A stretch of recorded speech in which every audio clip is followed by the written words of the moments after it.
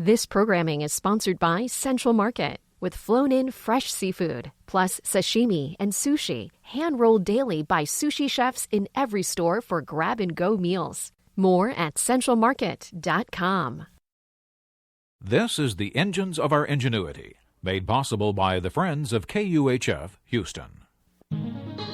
Today we create a body of knowledge. The University of Houston's College of Engineering presents this series about the machines that make our civilization run and the people whose ingenuity created them. In 1981, 27-year-old Joseph Jernigan committed a robbery.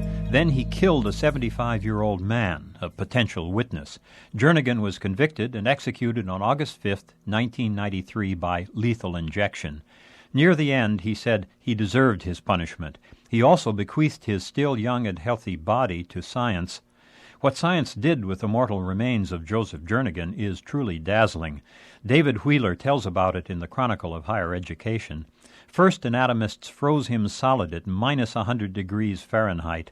Then they sliced him like a loaf of bread into 1 millimeter thick sections, 1,871 of them.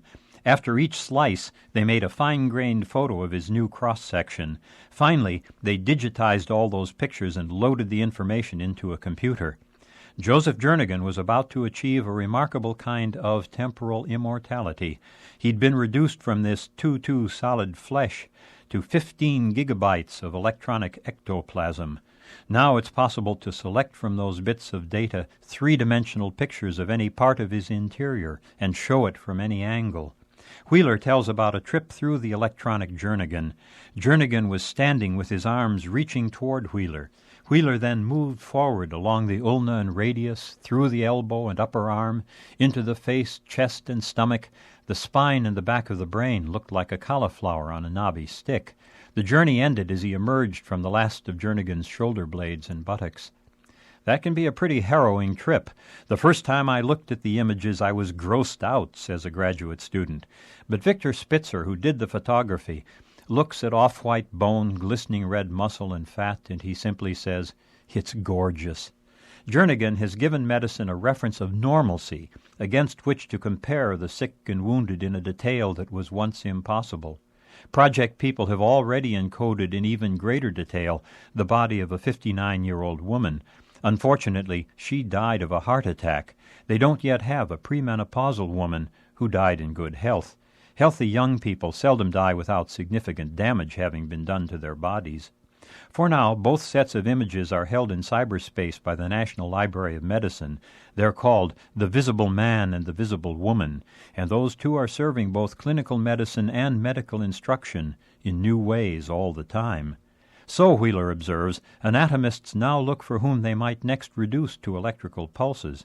But Jernigan was first, and by the information he gave us, he may well have paid his debt to society. The donation of his body has probably saved many lives already, and it represents a whole new means for understanding the terrible complexity of human anatomy. I'm John Lienhardt at the University of Houston, where we're interested in the way inventive minds work.